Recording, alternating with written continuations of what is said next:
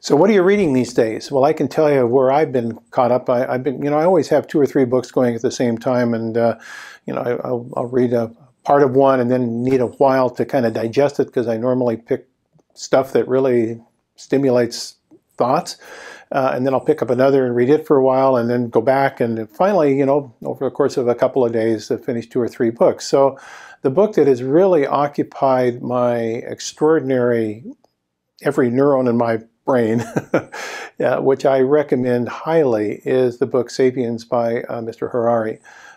This is a book that is truly one of those platform books. It's a little like the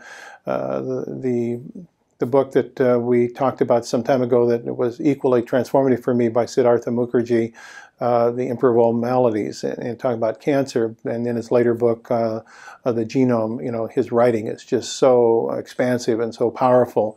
The same is to be said for the book Sapiens, which is a history of this species that has now become the dominant species on the surface of the earth, that has selectively competed with its competitors over its fairly short life, at least in geological time, just a few million years.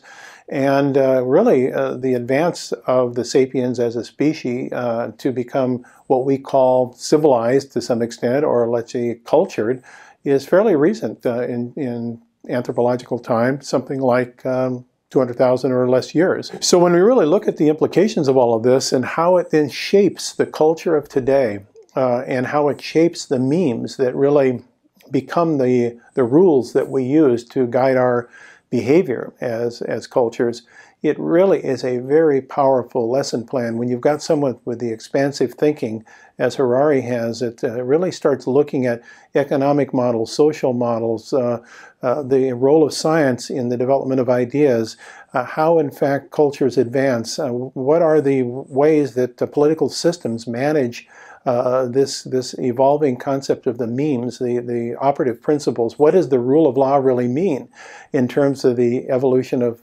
culture? Almost like Jacob Bernatzi with his extraordinary book and series called The Ascent of Man that was done some 30 years ago.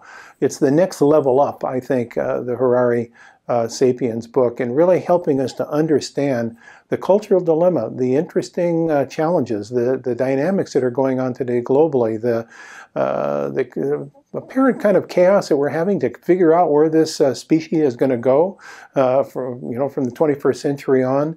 If you want a really good grounding across the basis of history, which can often be a very good teacher about the potential for future, this has got to be on your reading list. It's really well done, and for me, it has given a context from which I understand much better the evolution of medicine, the evolution of healthcare, the evolution of social thinking, the evolution of arts, the evolution of technology, and actually how we are witnessing the kind of convergence of many, many different forces of change coming together to create what will be the new society that hopefully leads to the survivability of sapiens on this planet. So it's a good read, but be prepared. You're going to be challenged, and there'll be some things in there that'll probably aggravate you, but just put the book down for a while, think about it, and come back. You'll be better for it.